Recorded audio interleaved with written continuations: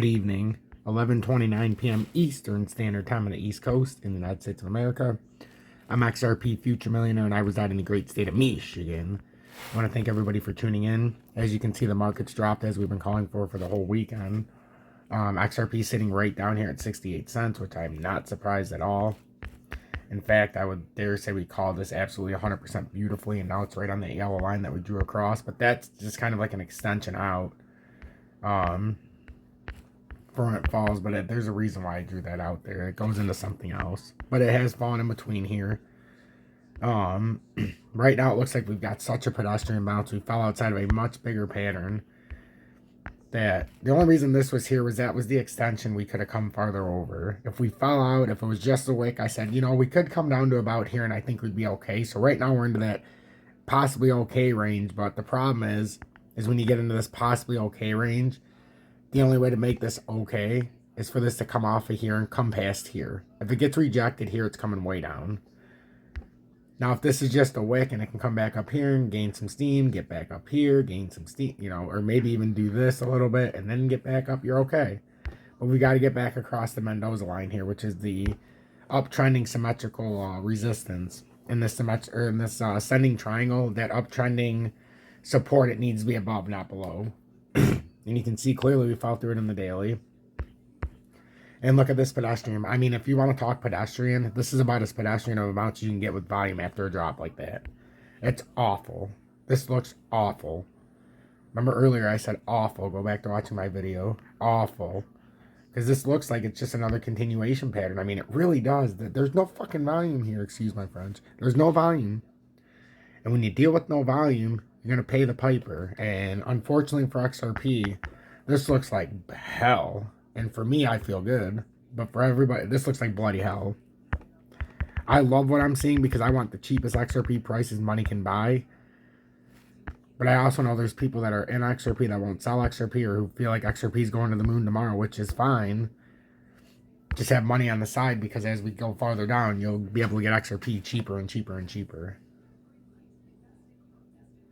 So, and there's going to come a time, guys. There's going to come a time when XRP and XLM and some of these ISO coins are ready to go. But right now is not the time.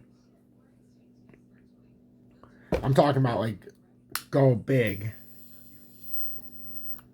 Now, you know, we got a lot of stuff that's going to be coming with this new digital era and everything else. And we're going to have to embrace ourselves, guys. We're going to have to brace. We're going to have to brace ourselves. It's that simple. Because we can't beat this. We're just going to have to figure out a way to navigate around it. And if you're in positions when it constantly is going down and you're getting liquidated and whatever the case may be, you're losing your money. Even the people that thought I was stupid for taking thousands of dollars out. I took like $8,000 or $9,000 in profits from 2021 into this year. Because I made 400 and something percent on XRP, like 440% in 2021. In a very short amount of time. And I took $8,000 roughly out of those profits, maybe even more, and put it into gold and silver. Because I could see this time coming. And since I sold out of my XRP, it's down better than... I mean, it's down like 60-65% from where I sold it. So all my money would be gone anyhow, and I just wouldn't have the $8,000 or $9,000 in silver and gold. That doesn't seem like a fair trade-off to me. So that's why I did what I did. But there are assets you can buy, you know, and you don't just have to own XRP on here. You can own the AXRP or the Ripple ETP, the Stellar ETP. You know, you can own both of those, but you got to go on there's only certain exchanges where you can buy them. Lobster has it, but there's a few other. But you don't have to own the native token. You can actually own the Ripple ETP or the Stellar ETP. And I own both of them, and I've bought pretty decent amounts in both of them. So I'm doing it on the back end as well, but I'm waiting for this market to shake down so that I can buy so much of this stuff. I want a lot of XRP and XLM and XDC. It's just, I can't in good faith buy this stuff when we're breaking down. I bought this all in the past and made great money on it and covered it. I've been doing this well over a year. Well, not, that's a lie. Guys, I say I've been doing it well over a year. That would literally be, is 3 weeks well over a year. I've been doing this 3 weeks over a year. But right now what's going on, and this is what we were talking about earlier. We talked about this before. Should we go the conservative or less conservative? Now it's time to be less conservative, and you go way over here.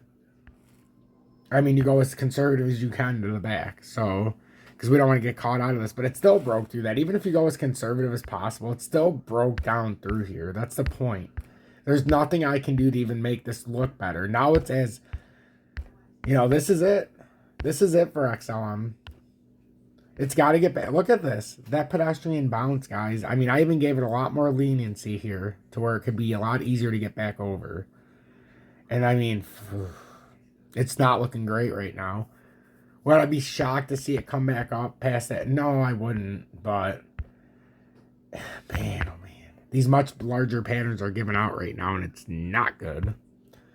And then I want to do XRP, XLM, XDC. That's the update I want to do right now. And then XDC is a little bit behind the rest, as you can see. It really is. But we're still in this much bigger, let me show you guys. We're in a symmetrical triangle, but we're also in an ascending triangle that has still held this structure here. And as long as we hold that, the support at 556 should hold. But if it doesn't, you come down to 4988, and I have that there for a reason, because if that doesn't hold, then you come all the way down to 43. So just be cautious, because this looks like it's coming down a little bit. And then DGB. DGB, again, everything broke these trend lines, and no matter what I do, now we have to acknowledge we broke these. And now we're going to have to, this is a falling channel. So now that we broke this ascending triangle that formed in the falling channel, it's back to the pattern as usual. And that means we're going to have to come all the way back down. And that 1735 may not hold. And the next time we come down here, it's going to be around 1.3. And that's going to be brutal. Look at the 30-minute. Again, pedestrian bounces, guys. Crashing volume, rising price. This is not a good look.